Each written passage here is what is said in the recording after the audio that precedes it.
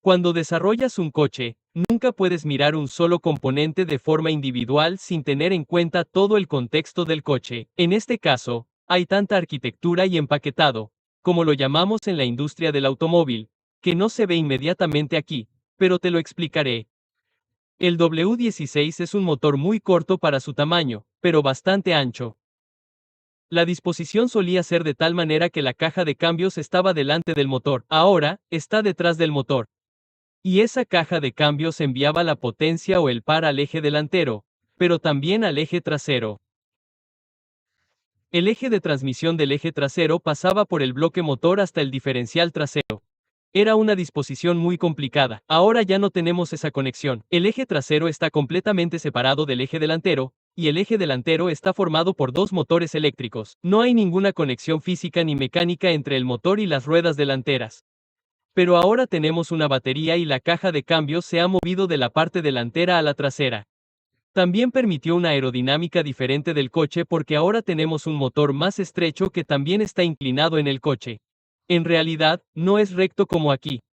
Está en ángulo para permitir un difusor muy interesante que es el doble de largo que un difusor Chirón, y eso es realmente muy beneficioso porque quieres carga aerodinámica desde debajo del coche, desde la carrocería en lugar de las alas en la parte superior del coche, porque viene con menos penalización de resistencia, así que obtienes más carga aerodinámica con menos resistencia. Y en este caso, tenemos túneles Venturi super largos a izquierda y derecha del motor porque el motor ahora es más estrecho y con el ángulo del motor y con muchos trucos que hicimos también con la estructura de la cresta trasera y la suspensión que ahora está expuesta al flujo de aire.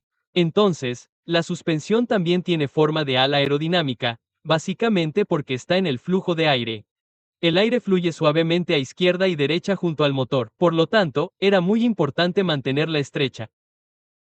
La gente a veces olvida que la resistencia aerodinámica total de un coche es el CD por el área frontal. Por eso es muy importante reducir la zona frontal, sobre todo para un coche que alcanza las velocidades que alcanzamos nosotros. Como sabéis, nuestro objetivo es batir récords de velocidad y el Tourbillon es más rápido que el Chiron. Al reducir la zona frontal, al acercar a los pasajeros, al tener un túnel más estrecho y al tener la caja de cambios detrás del motor, todo funciona como uno solo. Queríamos demostrar que incluso esta forma desnuda, sin la carrocería, es una herradura de Bugatti. Y esta herradura hace muchas cosas. Aquí tenemos los sistemas de refrigeración de temperatura media. El aire fluye aquí para refrigerar el eje eléctrico delantero, la batería y el sistema de frenos. Y aquí viene el maletero. A izquierda y derecha está la refrigeración del motor de combustión. Cuando el aire sube, el coche baja. Así es como suele funcionar la carga aerodinámica. En el Chirón, el aire entra aquí y, debido al maletero, pasa por debajo del coche.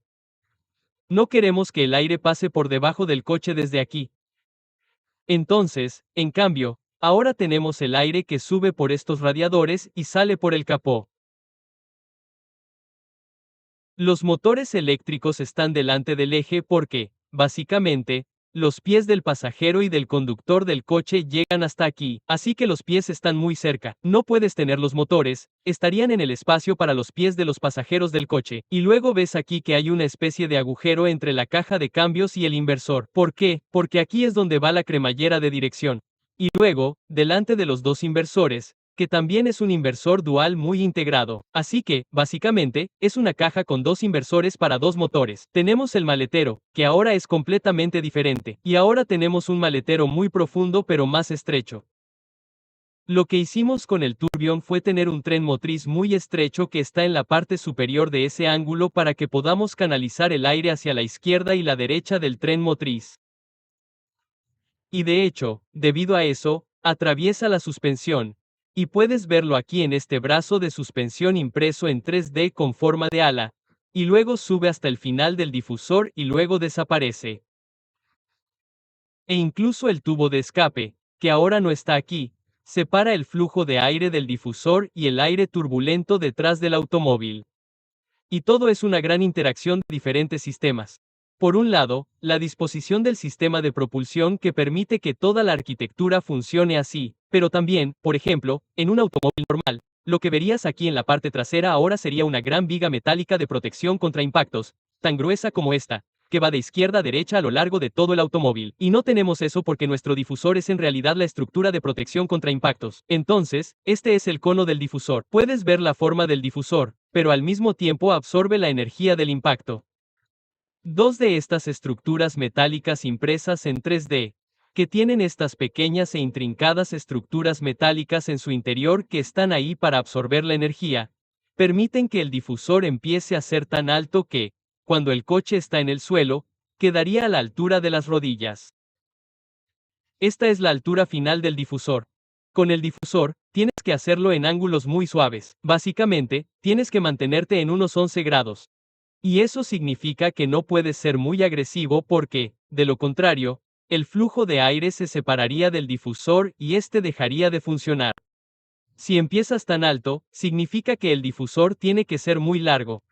Y en el caso del Tourbillon, el difusor empieza en el centro del coche, básicamente debajo de los pasajeros. La mitad de la longitud del coche es el difusor trasero, lo cual es perfecto para un aerodinamista. Eso es lo que quieren hacer, pero eso significa que la suspensión, debido a eso, está en el flujo de aire. Tradicionalmente, no se podría fabricar un brazo de suspensión aerodinámico porque tiene que ser muy resistente para soportar las fuerzas que debe ejercer. Pero luego tenemos otra cosa que hicimos por primera vez en la suspensión impresa en 3D del Tourbillon. Aquí lo vemos mucho más destacado en la horquilla superior, en esta forma orgánica optimizada topológicamente. Básicamente, significa que el software y la IA optimizan la forma de la pieza para hacer frente a las fuerzas que debe afrontar durante la aceleración, el frenado, las curvas o los badenes, y se elimina átomo por átomo para dejar la estructura donde es absolutamente necesaria para hacer frente a esas fuerzas, además, por supuesto, de un amortiguador encima para afrontar también algunas situaciones imprevistas. Y eso también permite el diseño de un brazo de suspensión con forma de ala. Puedes ver la diferencia entre el brazo superior y el inferior porque este no está en el flujo de aire, este sí, pero dentro de esta forma, hay de nuevo microestructuras que permiten que este tipo de forma sea lo suficientemente resistente pero aún así aerodinámica, así que todo funciona en conjunto. El tren motriz estrecho, la estructura de cresta integrada, la suspensión impresa en 3D, no se trata solo de componentes individuales, se trata de cómo se combinan para que beneficien al coche en general en términos de peso, diseño, espacio, eficiencia aerodinámica, carga aerodinámica, rendimiento. Y todo eso lo hemos unido en este coche porque pensamos en todas estas cosas audaces al principio del desarrollo del coche.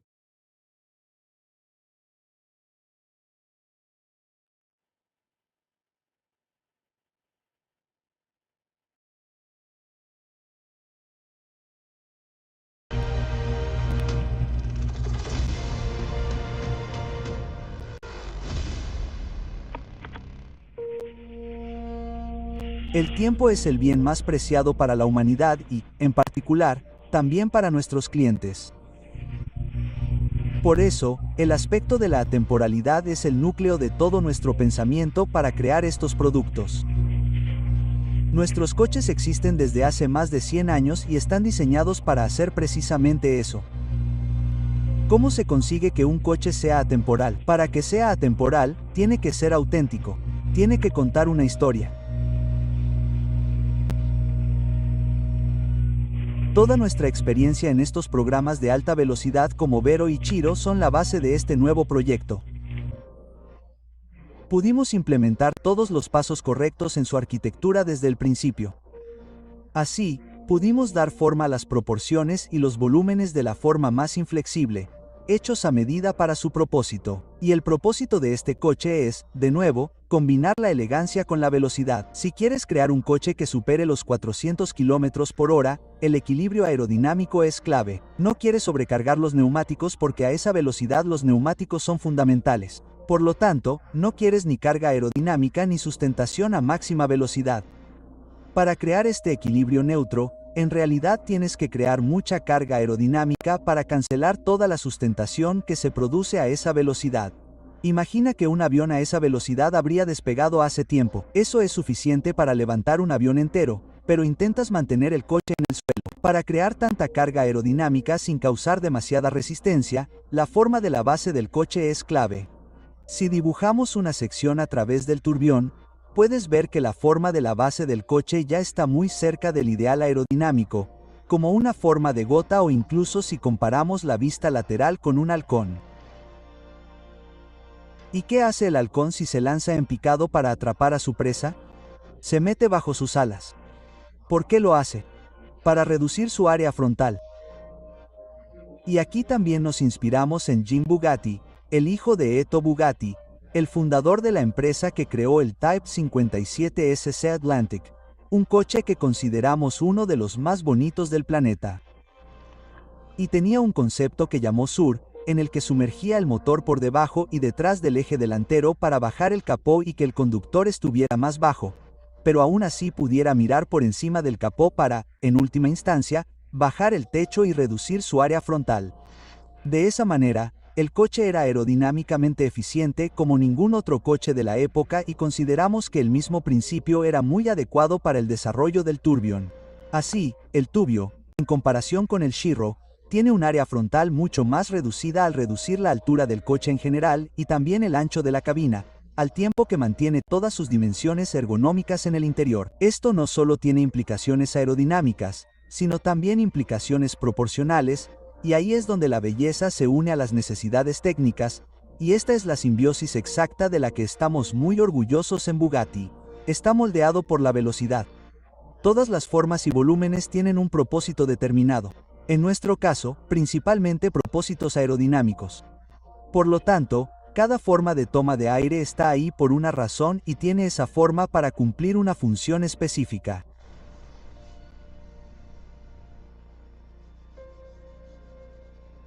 La arquitectura frontal del Tobon también es única, ya que ahora tenemos la amplia parrilla de herradura que alimenta dos radiadores a izquierda y derecha con una entrada de aire de alta presión y una salida de baja presión. De esa manera, creamos una caída de presión y tenemos la máxima eficiencia en el flujo de aire a través de los radiadores. Además, nos permite tener el maletero delantero empaquetado entre esos dos radiadores con una maleta realmente alta que llega hasta la parte inferior del automóvil. De esa manera, podemos diseñar el cerradero, la cerradura y las bisagras de una manera realmente ligera y compacta. Por lo tanto, en general, esta es una arquitectura ligera.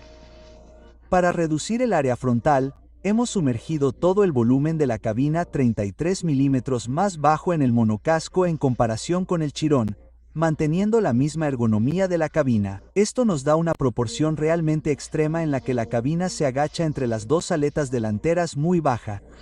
Y la reducción del área frontal no solo es beneficiosa aerodinámicamente, sino que también beneficia sus proporciones. ¿A qué me refiero con proporciones? Es la relación de aspecto entre, por ejemplo, el diámetro total de las ruedas en relación con la altura total del vehículo. Si reducimos la altura del vehículo, las ruedas parecen más grandes. Es beneficioso para sus proporciones. Para reducir la altura total del vehículo, hemos montado el asiento directamente en el monocasco y hemos eliminado los raíles del asiento. En su lugar, los pedales y el volante son ajustables longitudinalmente. De esta manera, el conductor puede sentarse muy cerca del suelo, e incluso podemos acompañar a conductores más altos con la máxima comodidad. El diseño de la parte trasera del Tourbillon se basa en el contraste entre las superficies más esculturales y basadas en los reflejos de la parte superior y las superficies técnicas más fragmentadas y aerodinámicas de la parte inferior. En última instancia, es una proporción realmente delgada que enfatiza la percepción de anchura en la parte trasera. Todo el concepto aerodinámico de no tener que desplegar el alerón trasero en el modo de velocidad máxima y hacer que la forma de la base del coche anule toda la sustentación en la velocidad máxima solo es posible gracias a este difusor realmente extremo y único. Estos canales difusores tienen más de 2 metros de largo y comienzan justo debajo del asiento y salen muy altos. Esto solo fue posible erradicando una viga de choque en su sentido clásico. Ahora tenemos aletas verticales del difusor que absorben toda la energía cinética en caso de choque. Además, hemos colocado las salidas de escape en el borde de salida del difusor para energizar aún más el flujo de aire y hacer que el difusor cree tanta carga aerodinámica como sea posible.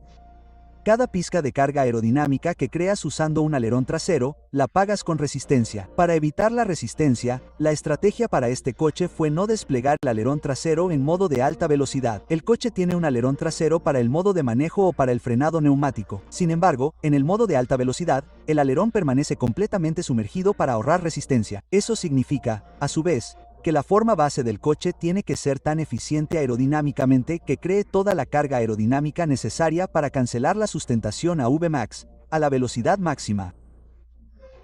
Y esto no es algo fácil de hacer y solo es posible si implementas este tipo de estrategia desde el primer trazo del lápiz.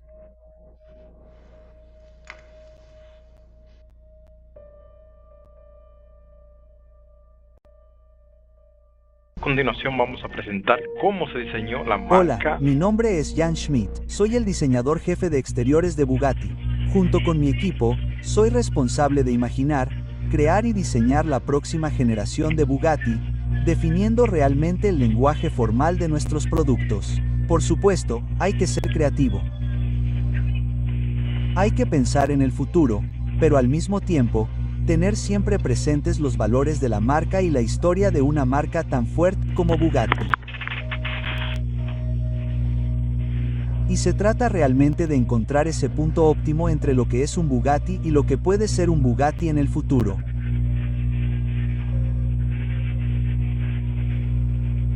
De esto se trata realmente, de idear e implementar esto en un proceso de diseño y, al final, junto con el equipo de ingeniería y marketing, encontrar la simbiosis perfecta para crear un producto como el Turbio.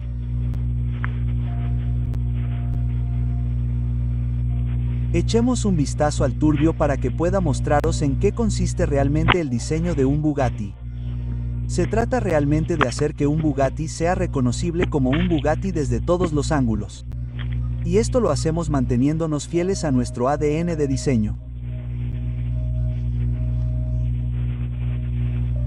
Como por ejemplo la icónica parrilla de herradura, la acentuación del fuselaje y la línea central que va de adelante hacia atrás y que tiene su origen en el Type 57 SC Atlantic, donde el coche estaba remachado en el centro, y en el lateral la distintiva línea Bugatti que sale del pilar a corre y se dispara hacia adelante, dando al coche una bonita impresión de que salta hacia adelante.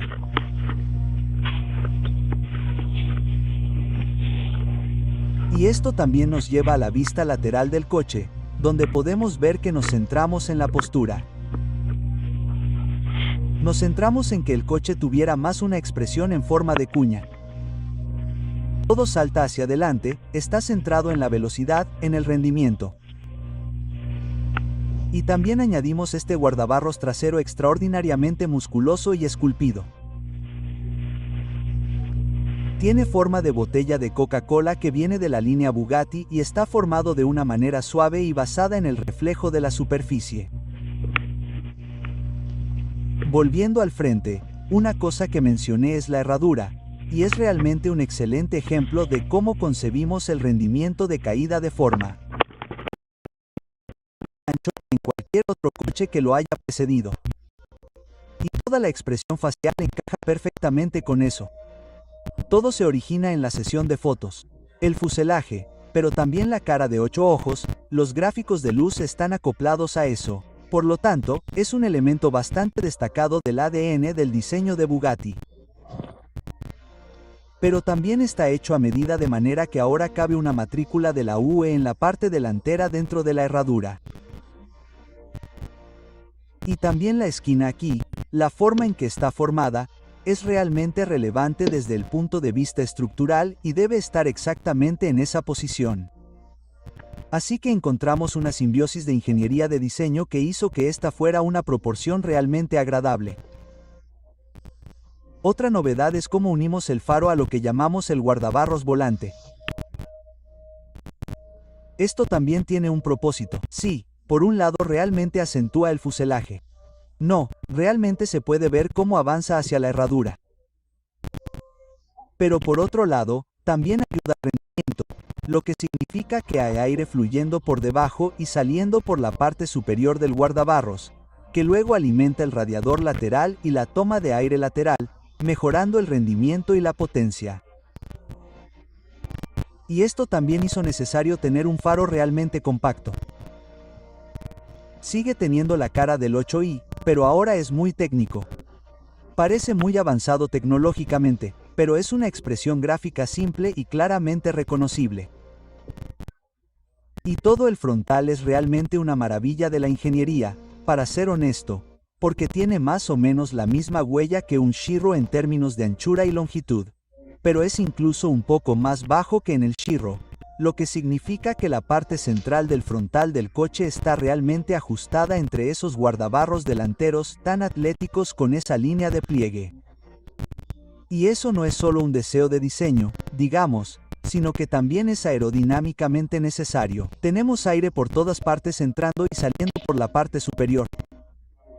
El coche está muy equilibrado aerodinámicamente, es muy perfecto y sigue teniendo más espacio para el equipaje que un Shiro, al tiempo que tiene un eje delantero y por lo tanto, todo está hecho a medida, adaptado a este paquete. Estamos muy contentos de haber hecho posible esta sinergia con el equipo de ingeniería y el equipo de diseño para crear una expresión facial tan amplia, centrada y baja como la que tenemos en el turbo. Si miramos de lado, podemos ver que desde el guardabarros delantero tenemos esta línea de pliegue del guardabarros muy precisa que apunta hacia la toma de aire en el lateral de la carrocería y que realmente le da a este plano un cambio de forma y también le da más protagonismo mediante la tridimensionalidad a la línea Bugatti, que es un elemento muy destacado e importante del ADN del diseño y, al mismo tiempo, cumple dos funciones más.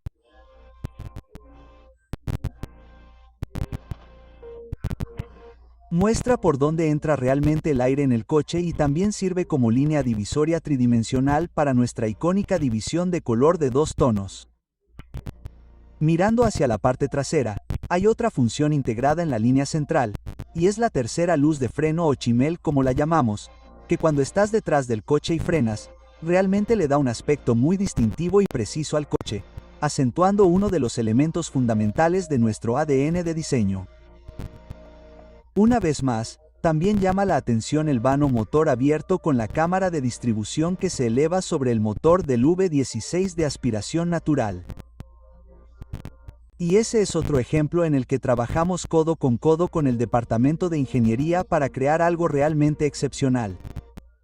Si observamos la parte trasera en su totalidad, notarás inmediatamente cómo el guardabarros trasero se funde con la plataforma trasera, donde también tenemos el alerón trasero activo que solo sale cuando es necesario. Y esto realmente le da forma, un contorno a la parte trasera del coche que pensamos que nos gustaría resaltar. Y lo resaltamos dando forma a la luz trasera de izquierda a derecha de manera que sea una sola pieza que realmente sigue y dibuja la forma de la parte trasera. En el Tubio, se consigue utilizando más de 124 elementos luminosos individuales que actúan como un solo elemento gráfico con las letras Bugatti iluminadas en el centro. Aquí, debajo de la luz trasera, tenemos estas salidas de aire. Tenemos estos canales de aire que llegan hasta debajo del guardabarros trasero. Lo que hacen es transportar el aire caliente que sale de los radiadores laterales del coche hacia la parte trasera y le dan esa estética tan específica. Por eso, también elegimos construir muy ajustados alrededor de estos elementos, dejando al descubierto la rueda trasera y dando a todo el coche una apariencia ancha y muy ligera. Y gracias a la estructura de protección integrada, pudimos subir esos canales difusores y no solo son altos, sino que empiezan en el centro del coche, justo detrás de los asientos delanteros, y aceleran mucho el aire que sale por la parte trasera. Y eso también es posible en parte gracias a la estrecha construcción del motor V16 atmosférico. Así que todo va de la mano. El nuevo paquete, el diseño, realmente mostramos las capacidades de lo que el Turbio puede hacer. Cuando me preguntan por mi parte favorita del Tobio, tengo que señalar la forma del guardabarros trasero. De hecho, está inspirado en la proporción del guardabarros trasero del Veyron, con su inmensidad basada en los reflejos y la grandiosidad de la superficie. Y si nos fijamos bien en cómo este conglomerado de superficie recorre la línea Bugatti hasta el lateral de la carrocería y hasta esa salida de aire por debajo de la línea Bugatti, por encima del estribo, es algo de lo que estoy especialmente contento, ya que aporta fuerza y músculo al coche y mejora la postura y la proporción generales.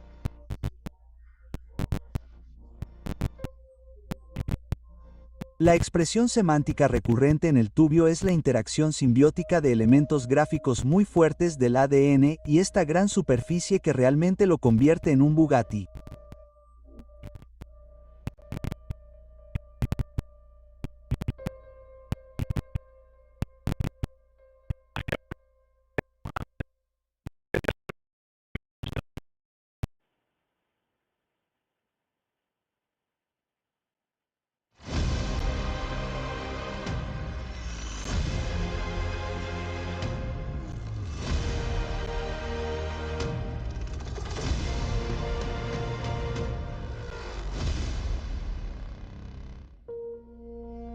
Hola, mi nombre es Ignacy Martínez, soy el diseñador jefe de interiores en Bugatti y mi equipo es el responsable de desarrollar el diseño del interior del Tubio.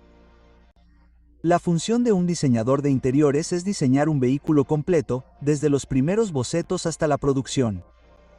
Tenemos que tener en cuenta muchos aspectos, no solo el ADN de nuestra marca, asegurarnos de cumplir con todas las claves estilísticas que tenemos en Bugatti, sino también desarrollar un tema, una secuencia de usuario que sea comprensible, que sea lo que esperan nuestros clientes.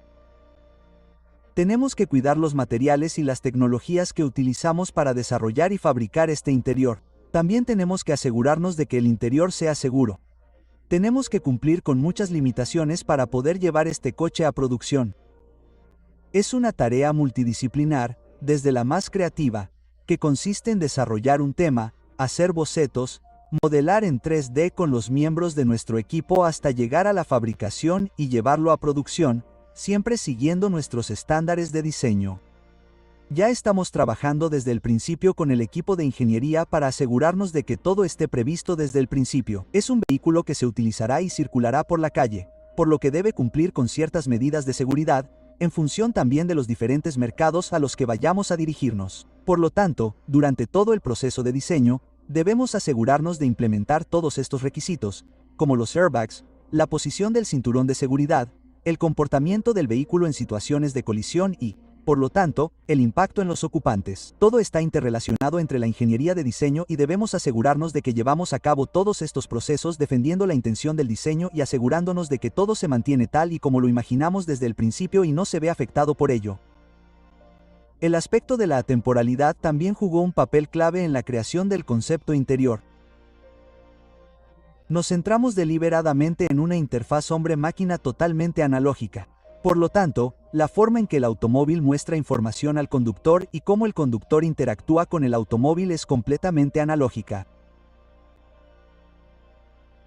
A Bugatti debe ser un vehículo atemporal. Como cualquier otro reloj, este objeto pasa de generación en generación y eso es lo que pretendemos con Tobon. Debe tener su propio carácter, no seguir ninguna tendencia, por eso decidimos reducir al máximo el diseño digital del vehículo. Cuando tienes demasiadas pantallas, es posible que no se utilicen y, por lo tanto, no puedes tener una pantalla apagada en medio del salpicadero, contaminando el diseño y la intención. Nuestro objetivo era reducir al máximo todas las pantallas para que este vehículo pueda ser tan atemporal como debería ser en cualquier situación, mientras se haya utilizado, mientras se haya conducido, o incluso en tu colección privada, si está en un Concorde de Legon dentro de 50 años, sin que ninguna pantalla sin usar contamine el interior, mantendrá ese carácter atemporal, y eso se refleja también en gran medida en el nombre del coche, que es un mecanismo, una complicación en el mundo de la relojería. Ha inspirado toda la temática del interior, todos los mecanismos expuestos, la superficie de cristal, y esto envejece extremadamente bien, a diferencia de una pantalla. En el interior del Tourbillon, el arte de la relojería se une a la desintoxicación digital. Hemos decidido que toda la interfaz hombre-máquina, entre la visualización de la información al conductor y el manejo del vehículo por parte del conductor, sea de forma totalmente analógica. De esa forma, la sensación de conducir un coche de turismo permanecerá atemporal a lo largo de las décadas.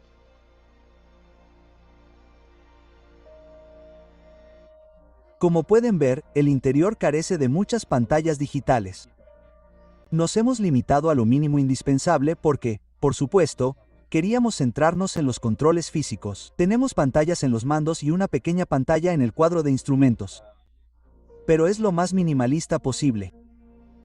Lo mismo ocurrió con la pantalla central, que la mayoría de las veces está oculta dentro del salpicadero y se puede desplegar cuando sea necesario. Por lo demás, tenemos controles físicos como el botón de arranque y parada del motor que se acciona para encender el V16 que hay detrás, y también estamos trabajando mucho en la áptica de estos controles para asegurarnos de que tengan el campo de clic correcto, una buena resistencia y un buen recorrido. Así que todo está conectado semánticamente, no solo con el enfoque de la relojería, sino también con lo que sientes ápticamente con estos comandos físicos. El desarrollo interior de la arquitectura tiene señales de ADN muy marcadas, como la línea C aquí. Se ha interpretado ligeramente con una aceleración diferente, un poco más dinámica, y hay una clara diferenciación entre el lado del conductor y el del pasajero, con la línea central reflejando exactamente lo que ocurre en el exterior, tanto con su línea central como con su línea C. Es una arquitectura bastante sencilla. Tenemos una línea muy limpia que va desde el salpicadero hasta la puerta que hay detrás de los usuarios y hasta la consola central. Es el lugar perfecto para colocar a nuestro principal protagonista en la cabina, que es el volante y la consola central. Centrándonos en el volante, es una pieza única. Es el único volante que tiene todos los controles, las levas en el aro y el aro se mueve independientemente del airbag. Lo llamamos volante de buje fijo, y lo que es muy exclusivo es que el cuadro de instrumentos analógico está situado encima del airbag. Nuestra intención era que esta fascinación mecánica estuviera siempre lo más cerca posible del usuario y que no hubiera radios que obstruyeran la visibilidad de este cuadro de instrumentos. Así que logramos desarrollarlo con nuestros socios en Suiza, expertos relojeros que desarrollaron todos los engranajes y todos los mecanismos junto con nosotros, sacando lo mejor de ambos mundos, el mundo de la relojería y el mundo del automóvil. Ahora, centrándonos en la consola central, seguimos el mismo enfoque que con el volante, potenciando toda esta fascinación mecánica, centrándonos mucho en los controles analógicos y el mismo enfoque que en un reloj, como en cualquier otra pieza de automóvil. Tienes todos los mecanismos expuestos. Tienes una estructura esqueletizada fresada en metal, todo cubierto con cristal de zafiro, y eso es exactamente lo que tenemos aquí. Tenemos aluminio fresado como estructura principal. Tenemos todos los mecanismos expuestos de estos mandos giratorios que en realidad son mecanismos funcionales que queríamos mejorar y exponer a los clientes, y todo está cubierto por esta hermosa pieza de cristal. Es bastante único. Fue muy difícil de desarrollar y también es el único producto en la industria que tiene esta solución de una pieza de cristal real en la consola central. Si nos centramos en los controles, tenemos el mismo enfoque en los mandos giratorios de las puertas que en la consola central. También tenemos sus mecanismos expuestos, todos cubiertos por cristal de zafiro. Y aquí es donde el usuario, por ejemplo, en el lado del conductor, puede ajustar la posición del volante, la posición de los pedales porque tenemos nuestro asiento fijo que está unido directamente al monocasco para que tengamos una posición más baja para el conductor. Por lo tanto, un techo más bajo para ayudar a nuestro rendimiento aerodinámico, por ejemplo. Así que todo está disponible para el usuario cuando lo desee. Realmente de fácil acceso, muy simétrico y con esa misma semántica del enfoque analógico y los mecanismos expuestos fueron un desafío increíble. Y el resultado es increíble. Todo lo que ves aquí son mecanismos reales que activan las agujas para mostrar la velocidad, las RPM. Y realmente es la guinda del pastel de este interior.